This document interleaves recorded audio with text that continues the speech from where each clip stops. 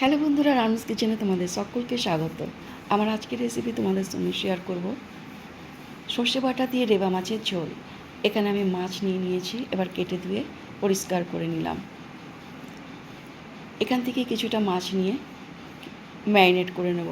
এখানে দিয়ে দেবো 1 চামচ নুন, 1 চামচ হলুদ গুঁড়ো, হাফ চামচ লাল লঙ্কার গুঁড়ো, 2 চামচ সর্ষের তেল।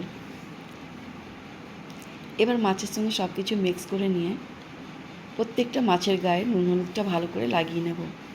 কিছুক্ষণের জন্য ম্যারিনেট করে রেখে দেব। চলে যাব গ্যাসের কাছে।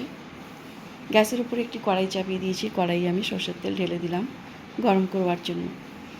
তেলটা গরম হয়ে গেছে, এবার মাছটাকে ভেজে নেব। এখানে এক একটা মাছ গরম তেলের মধ্যে রেখে দিলাম। এবার উল্টে পাল্টে মাছগুলোকে ভেজে নেব। এক পিঠ ভাজা হয়ে গেছে, এবার অপর পিঠটা ভেজে নেব। এখানে আমার এক খেপ মাছ ভাজা হয়ে গেছে। মাছটা প্লেটে তুলে নিয়ে বাকি মাছগুলোকে এইভাবে আমি ভেজে নেব।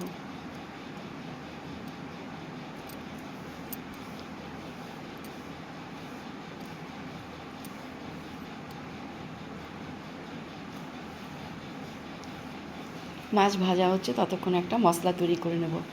এখানে আমি নিয়ে নিলাম 3 চামচ সাদা সর্ষে। সর্ষেটাকে খুব ভালো করে ধুয়ে নিয়ে একটা ছাঁকনি দিয়ে ছেঁকে নিয়ে দিয়ে দেবো মিক্সির ছোটো জারে।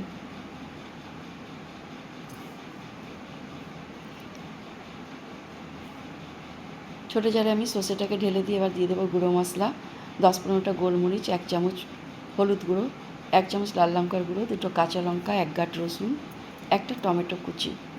এবার ভালো করে সব কিছু গ্রাইন্ড করে নেব। মশলা আমার গ্রাইন্ড হয়ে গেছে এখানে খুব সুন্দরভাবে। এবার এখানে স্বাদ মতো নুন দিয়ে দেব। নুনটা দিয়ে একটা বাটির মধ্যে জারের ভেতর থেকে বের করে নেব। আবার চলে যাব গ্যাসের কাছে। কড়াইয়ে সর্ষের তেল ঢেলে দিয়ে দেবো একটা ফোড়ন, মেথি, তেজপাতা। ফোড়নটা ভাজা হয়ে গেলে মশলাটা এখানে ঢেলে দেবো। এবার মশলাটাকে খুব ভালো করে কষিয়ে নেব।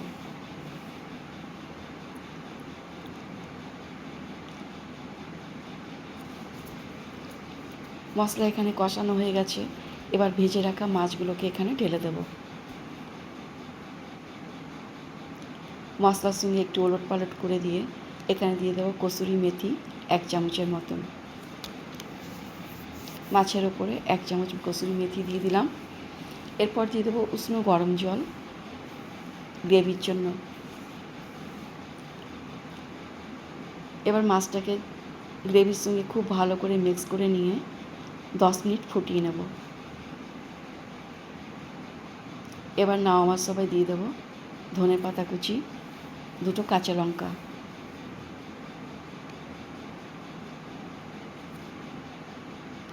আমার আজকের রেসিপি সর্ষে বাটা দিয়ে বাটা মাছের ঝোল, রেবা মাছের ঝোল একদম তৈরি। বন্ধুরা, এবার আমি সার্ভ করে নেব একটা প্লেটে।